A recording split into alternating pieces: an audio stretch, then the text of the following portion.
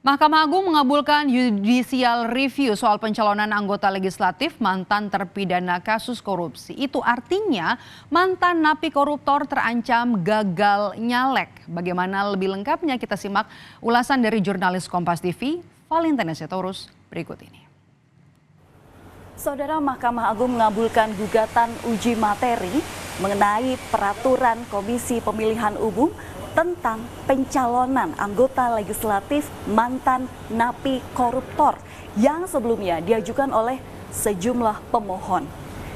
Mahkamah Agung sendiri meminta agar KPU mencabut dua aturan yang termaktub dalam dua pasal. Di antaranya adalah pasal 11 ayat 6 PKPU nomor 10 tahun 2023 tentang pencalonan anggota DPR, DPRD Provinsi, dan DPRD Kabupaten Kota. Kemudian pasal 18 ayat 2 PKPU nomor 11 tahun 2023 tentang pencalonan perseorangan peserta pemilu anggota DPD. Dua pasal ini dinilai memudahkan mantan napi koruptor untuk melenggang maju menjadi calon anggota legislatif, di mana bagi mereka yang sebelumnya terpidana atas kasus korupsi dengan ancaman pidana lebih dari 5 tahun untuk tidak memiliki jeda untuk bisa maju ke kancah politik dengan tidak melewati sanksi politik selama 5 tahun. Lantas, siapa saja pihak-pihak yang mengajukan permohonan pencabutan PKPU ini?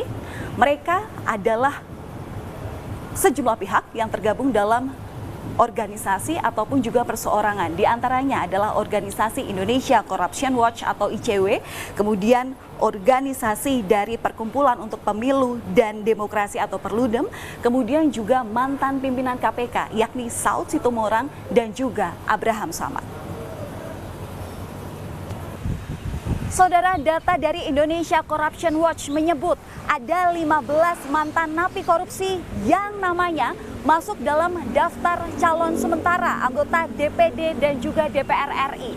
15 nama itu diantaranya 5 caleg merupakan calon legislatif DPR RI dari Partai Nasdem, 2 calon legislatif DPR RI dari PDIP, kemudian 1 nama caleg dari Partai Golkar, 1 nama caleg dari PKB, dan 6 nama caleg dari DPD RI. Sementara itu ada juga, saudara, 24 mantan napi koruptor yang namanya juga masuk dalam daftar calon sementara anggota legislatif DPRD tingkat kabupaten, kota, dan juga provinsi yang masing-masing berasal dari 4 orang dari Golkar, 4 orang kemudian juga dari Gerindra, 3 orang dari Demokrat dan juga Hanura, 2 orang dari P3 dan juga Perindo, dan masing-masing 1 orang yang berasal dari PDIP, PKB, PKS, PBB, Partai Buruh, dan juga Partai Nasdem.